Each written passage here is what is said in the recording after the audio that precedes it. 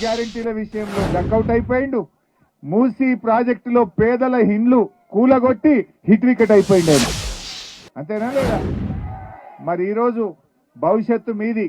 దయచేసి పిల్లలందరూ కూడా ఆలోచించాలి. హైదరాబాద్ను పెట్టుబడులకు స్వర్గధామంగా మార్చిండు కేసీఆర్. ఎన్ని ఐటీ కంపెనీలు, అందరూ కూడా ఇండియాలో ఐటీ కంపెనీ పెట్టాలంటే హైదరాబాద్కు వచ్చింది అందరు కూడా.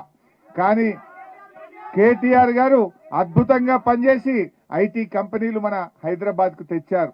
కానీ ఈరోజు చూస్తే ఈ ప్రభుత్వం మొత్తం కూడా ఆగమాగం అయిపోయింది. రైతుల పరిస్థితి కూడా, వడ్లు కొనే పరిస్థితి లేదు, పత్తి కొనే పరిస్థితి లేదు. వెనకటికో సామెత ఉండేది, ఇగురం లేనోడు ఎగుసం చేస్తేనట వడ్లు వాగుపాలైనాయట, గడ్డి గాలిపాలైందట.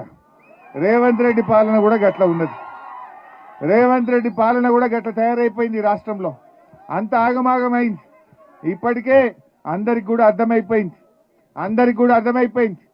అందుకే ఇవాళ మీరు చూస్తే రేవంత్ రెడ్డి ప్రభుత్వానికి ఇవాళ ప్రతిపక్షంగా మేము ఫీల్డింగ్ బౌలింగ్ పర్ఫెక్ట్ చేస్తున్నామా లేదా? గుగ్లీలు పడుతున్నాయా లేవా? ఇవాళ రేవంత్ రెడ్డి ప్రభుత్వానికి కరెక్ట్ గా వాళ్లకు ఇలా 11 మంది మంత్రులు ఉన్నారు. ఆయన కాక క్రికెట్ లో 11 మంది ఉన్నట్టు రేవంత్ రెడ్డి కేబినెట్ లో కూడా 11 మందే ఉన్నారు. ఇప్పుడు ఆయన కాక 11 ఉన్నారు. బీఆర్ఎస్ పార్టీ ప్రధాన ప్రతిపక్షంగా ఫీల్డింగ్ బ్రహ్మాండంగా చేస్తుంది, బౌలింగ్ బ్రహ్మాండంగా చేస్తుంది. కనుక ఆయన టీం ఒక్కొక్కడు కాంగ్రెస్ పార్టీ పెవిలియన్ దారి పడుతున్నది. ఏడాదిలో అర్థమైపోయింది కదా. డెఫినెట్ గా రాబోయే రోజుల్లో మళ్ళా మనమే కప్పు గెలుస్తాం. కేసీఆర్ గారు ఫుల్ ఫామ్ లకు వస్తున్నాడుగా, మన టీం గెలిపిస్తాడు కేసీఆర్. మళ్ళీ వచ్చేది బీఆర్ఎస్ గవర్నమెంటే. ఇవాళ అందరు కూడా మళ్ళీ కేసీఆర్ అన్నా యాడున్నవని యాద్ చేసే కాడికి వచ్చింది ఏడాదిని. అంటే నీ పాలన సరిగా లేదు.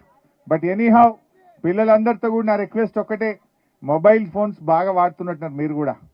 కొంచెం సోషల్ మీడియాను తగ్గించి క్రికెట్ ఆడండి, వాలీబాల్ ఆడండి, చెస్ ఆడండి, కబడ్డీ ఆడండి, ఫుట్బాల్ ఆడండి. But you spend time on sports.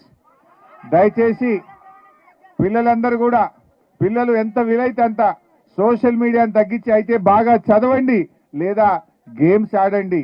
Instagram చూడొద్దని అనను, 10 నిమిషాలు 20 నిమిషాలు చూడండి, పొద్దుందాకా చూడకూడదు. దాన్ని పొద్దుందాకా చూస్తే మీ కళ్ళు దెబ్బతింటాయి, మీ ఆరోగ్యం దెబ్బతింటది, మీ యొక్క ఫిజిక్ దెబ్బతింటది. స్పోర్ట్స్ అనేది మీరు జస్ట్ శరీర దారుఢ్యం కోసమే కాదు, ఫిజికల్ ఫిట్నెస్ కోసమే కాదు, మెంటల్ గా కూడా మీరు షార్ప్ అవుతారు. చెస్ ఆడితే మీ కాన్సన్ట్రేషన్ పెరుగుతుంది. క్రికెట్ ఆడితే బాల్ ను ఫేస్ చేసే బ్యాట్స్మెన్ చాలా కాన్సన్ట్రేటెడ్ గా బాల్ ను ఫేస్ చేస్తుంటాడు. సో మీ అటెన్షన్ పెరుగుతుంది, మీ కాన్సన్ట్రేషన్ పెరుగుతుంది, పట్టుదల పెరుగుతుంది. జీవితంలో ఒడిదొడుకులను కూడా ఎదుర్కొనే శక్తి ఈ స్పోర్ట్స్ ద్వారా మీరందరూ కూడా పొందగలుగుతారు. అందువల్ల ఈ తరం యువత తప్పకుండా మీరు స్పోర్ట్స్ మీద కూడా, చదువు ఎంత ముఖ్యమో స్పోర్ట్స్ కూడా జీవితంలో అంత ముఖ్యం. సోషల్ మీడియాను తగ్గించండి, చదువు మీద, ఆటల మీద దృష్టి పెట్టాలని కోరుతూ మరొక్కసారి మా నరసింహరావును మనస్ఫూర్తిగా అభినందిస్తూ జై తెలంగాణ. ఇప్పుడు మాధవ నరసింహరావు గారు